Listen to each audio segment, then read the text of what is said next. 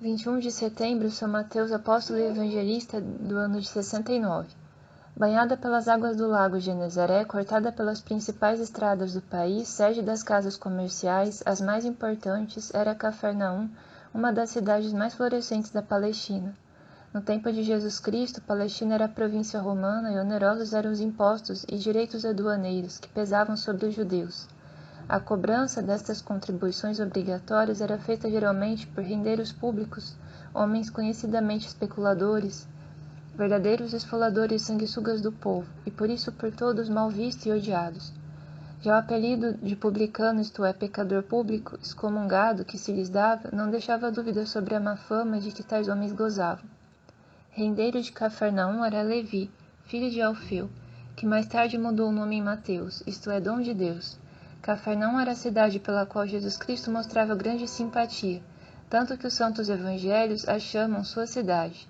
Na sinagoga ou na praia do lago doutrinou frequentemente e curou muitos doentes. Foi numa dessas ocasiões que Jesus, tendo pregado na praia, passou perto do telônio de Levi, parou e disse a este: "Segue-me." Levi levantou-se imediatamente, abandonou o rendoso negócio, mudou de nome e de vida. Não é provável que esta mudança tão radical tenha sido fruto de um entusiasmo espontâneo. É antes de supor que Levi tenha tomado essa resolução devido ao que vira e ouvira, de modo que o convite positivo do Divino Mestre lhe tenha posto termo às últimas dúvidas sobre a orientação de sua vida futura. Diz São Jerônimo que Levi, vendo Nosso Senhor, ficou atraído pelo brilho da divina majestade que fulgurava nos olhos de Jesus Cristo. Converteu-se Levi, diz Beda o Venerável, porque aquele que o chamou pela palavra lhe dispôs o coração pela graça divina. Mateus deu em seguida um grande banquete de despedida aos amigos e colegas e convidou também Jesus e os discípulos.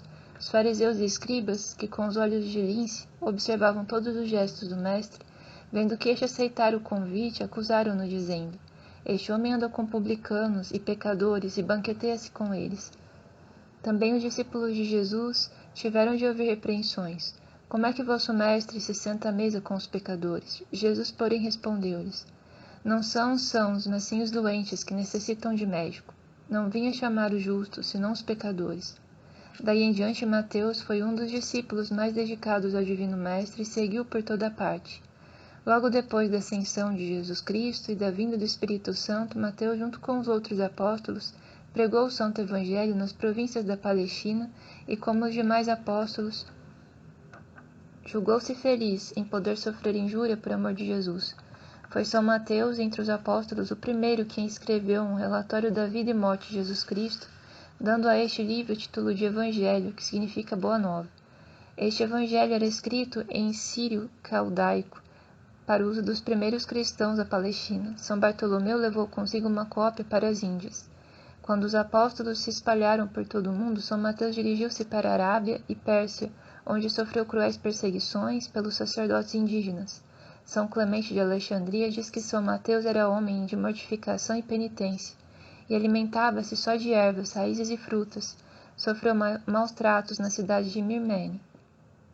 Os pagãos arrancaram-lhe os olhos e, preso com algemas, esperou no cárcere o dia em que devia ser sacrificado aos deuses, por ocasião da grande festa idólatra. Deus, porém, não abandonou seu servo, mandou-lhe um anjo que lhe curou a vista e o libertou da prisão. São Mateus seguia então para a Etiópia. Também lá o demônio quis tolher-lhe os passos. 2 feiticeiros de grande fama puseram-se, mas São Mateus venceu-os pela força esmagadora dos argumentos, pelos milagres que fazia em nome de Jesus Cristo. Removido este obstáculo, o povo aceitou a religião de Deus humanado. Foi por intermédio de eunuco da rainha Candace, o mesmo a quem São Felipe batizou, que São Mateus obteve entrada no palácio real.